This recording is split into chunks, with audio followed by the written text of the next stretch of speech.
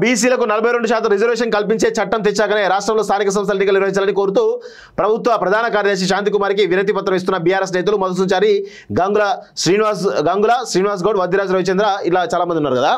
ఒకవేళ ఇదే పరిస్థితి బీఆర్ఎస్ గవర్నమెంట్ ఉంటే ఈ చీఫ్ సెక్రటరీ ప్రతిపక్ష నాయకులకు అపాయింట్మెంట్ ఇచ్చేదా?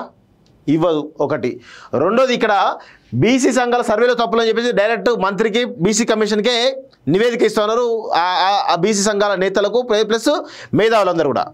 సో ఇలాంటి పరిస్థితి ఉండేదా? ఏనాడన్నా బీసీ సంఘాల నేతలను ఇంటలెక్చువల్ పిలిచి లేకపోతే వివిధ రకాల నాట్ ఓన్లీ బీసీ మిగతా వర్గ సెక్షన్లతోటి అక్కడ ఉన్నటువంటి నాయకులు కానీ ఇంటలెక్చువల్ పిలిచి మాట్లాడిన సందర్భాలనే గతంలో కేసీఆర్ హయాంలో. ఇప్పుడు ఏం జరుగుతుంది చూడండి, ఎంత డెమోక్రటిక్గా జరుగుతుందండి. వీళ్ళు సర్వేలో తప్పులున్నాయి వాస్తవంగా చెప్తా ఉన్నారు, మీరు చెప్పేది అందరూ అదే చెప్తా ఉన్నారు. పెద్ద క్రెడిట్ మీరు కొట్టుకుందాం ప్లానా అంటే 42% మీరు దుర్మార్గులు. ఈ బీఆర్ఎస్ పార్టీ సంబంధించినటువంటి కల్వకుంట్ల కాలకీలంతా గతంలో 33% రిజర్వేషన్లను 23% తగ్గించారు కదా. మరి ఇప్పుడు వచ్చి ఏ ముఖం పెట్టుకొని మీరు రిప్రజెంటేషన్ ఇస్తా ఉన్నారు? సిగ్గుండాలి. అంటే మీకు నిజంగా చిత్తశుద్ధినా పార్టీ నుంచి బయటికి రావాలి మీరంతా, బీసీ సంఘాలు నేతలంతా.